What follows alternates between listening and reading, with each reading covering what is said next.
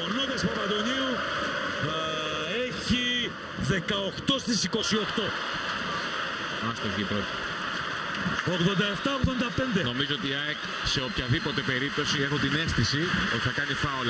Σε οποιαδήποτε περίπτωση. Είτε μπει είτε δεν μπει το καλά. 87-85 είναι το σκορ. 19 δευτερόλεπτα. Παπαντονίου έχασε την πρώτη. Χάνει και τη δεύτερη. Άρα δικαιώνεται κάτι που θεωρήθηκε ρίσκο.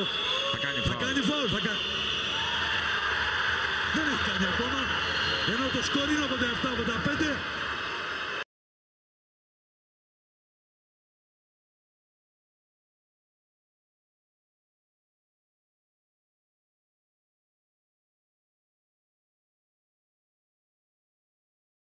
Και τι παίζει ρόλο? Παίζει η ροή του αγώνα, παίζουν οι συνθήκες. Στους 3 πόντους κάνεις φάουλ για να μην φας τρίποντο, στους 2 τι κάνεις?